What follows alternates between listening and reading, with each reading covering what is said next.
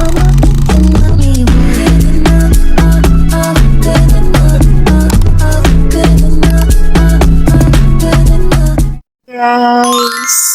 assalamualaikum warahmatullahi wabarakatuh. Kembali lagi di Niasira Story. Wow. Kali ini aku menggunakan dress merah ya. Udah lama aku gak pakai dress merah. Oke, aku mau bawain story apa? Oh ya, agak batuk. Aku bawain story yang aku nonton ya. Bon Appetit ya.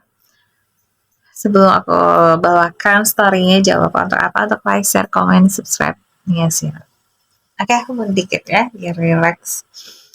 Bon Appetit, Your Majesty adalah judul dari drama Korea fantasi romantis tentang Yeon Jeong.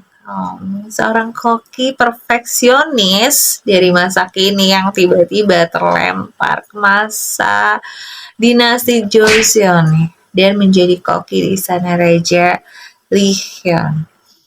Di tengah intrik istana dan diskriminasi, Jeong dan Raja Lee Hon mengembangkan hubungan yang melampaui koki dan raja, jadi berkembang ya menjadi lebih erat. Oke. Di mana masakan menjadi jembatan untuk menyatukan hati mereka yang berbeda dunia. Oke. Ini perjalanan waktunya guys ya. Yeon Jeong, koki wanita modern yang ahli masak dan memenangkan kompetisi di Prancis guys. Ya, tiba-tiba terlempar ke masa lalu. Oke, ke era dinasti Joseon 500 tahun yang lalu. Ya, oke. Iya, sorry ya kalau misalnya ada salah. Di sana ia harus bertahan hidup di lingkungan istana yang keras dan menjadi koki pribadi untuk Raja Lee Hyun. Sang raja dikenal sebagai sosok tiran namun memiliki selera kuliner yang amat tajam. Jadi udah kayak juri MasterChef ya. Oke. Hidangan unik dan menggugah dari Jeong perlahan berhasil menaklukkan hati Raja Lee Hyun, menciptakan hubungan istimewa yang berawal dari makanan namun berkembang menjadi romansa. Siapa di sini yang kayak gitu ya? Dari rasa jatuh ke hati ya, bukan dari mata, dari rasa jatuh ke hati. Oke. Di sini tuh ada intrik istana nih guys ya. Di balik kisah cinta mereka ada konflik yang yang dibuat oleh pihak lain dari istana. Seperti selir Kang Mokju ya, yang ambisius, dan Pangeran Jesan yang menjadi saingan politik raja. Oke. Drama ini merupakan adaptasi dari web novel populer berjudul Surviving as Yeon-sun Chef karya Park Kuk-jae. Sorry ya kalau agak salah ya. Karakter utamanya nih adalah Yeon Jeong, diperankan Lee Myun, seorang koki modern yang terlempar ke masa Joseon dan membawa keahlian memasak Prancis. Raja Lee Hyun diperankan Lee Jae-min, seorang raja yang keras namun memiliki selera kuliner yang luar biasa. Jadi dia sangat menyukai ya. Pendapat dia sangat tajam gitu, jadi sangat tahu ya. Padahal dia nggak bisa masak ya, tapi ada yang seperti itu. Ada orang yang nggak bisa masak tapi tesnya tuh tinggi dari selera lidahnya itu ya. Drama ini menyajikan perpaduan antara fantasi, romansa, komedi, dan intrik istana dengan latar belakang sejarah Joseon, menjadikannya tontonan yang menarik bagi penikmat drama Korea, guys. Ya, oke, lanjut. Teori paling tak terduga dari alur Bon Appetit ini apa sih, guys? Ya. Bon Appetit, Your Majesty berhasil meninggalkan banyak pertanyaan dan spekulasi di benak penonton, guys.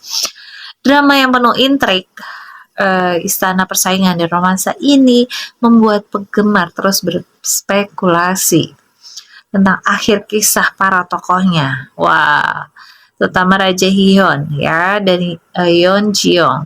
Selain intrik politik dan strategi para pejabat istana, drama ini juga menyuguhkan cerita personal yang menyentuh hati. Jadi ini sangat deep ya, bikin kalian tuh termehek-mehek ya. Aku juga sama sih, nonton itu nangis guys. Oke. Beberapa teori penggemar mencoba menghubungkan alur cerita ini dengan simbol ya, dengan buku, dengan pecahan karakter, menciptakan berbagai kemungkinan ending yang menarik yang untuk diantisipasi guys. Yuk kita bahas 3 teori paling tak terduga yang ramai diperbincangkan. Kita bahas ya guys, aku mundur dikit. Oke, 1. Set ending berdasarkan kisah nyata Raja Yeonsang. Jadi ada set endingnya guys. Beberapa penggemar berspekulasi ending drama. Ending drama. Oke, aku turun dikit ya. Dan berakhir sedih. Kenapa sih?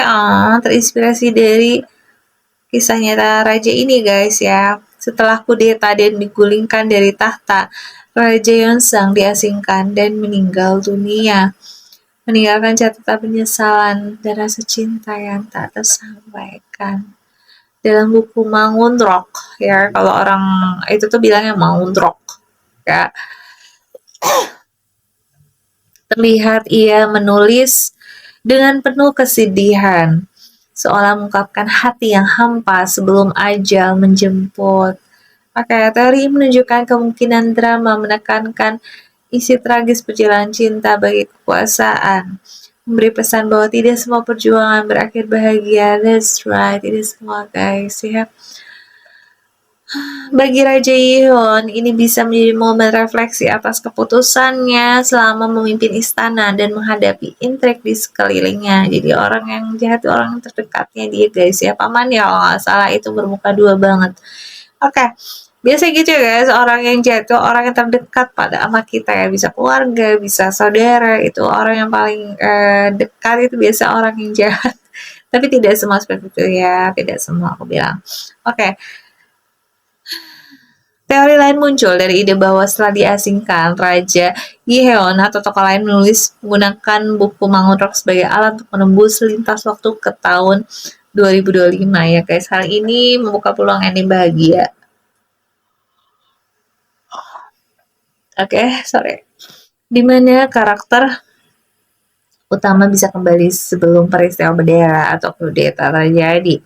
Buku tersebut menjadi simbol harapan dan kemungkinan memperbaiki kesalahan masa lalu dengan perjalanan lintas waktu ini guys ya.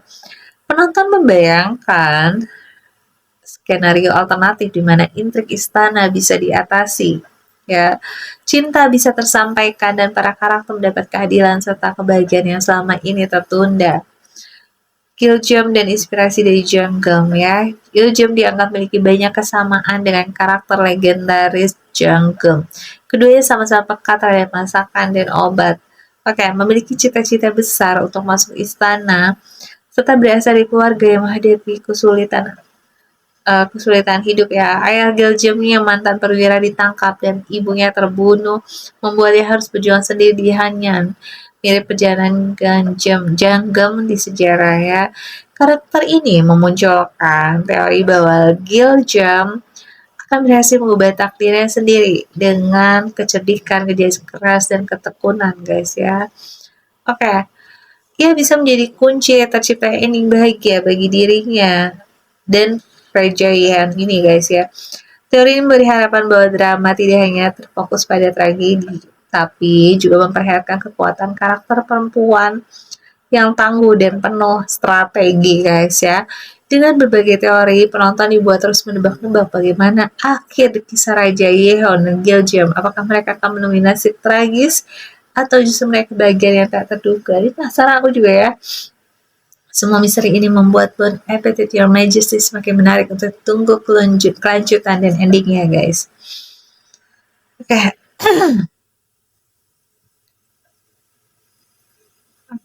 Seperti itu ya.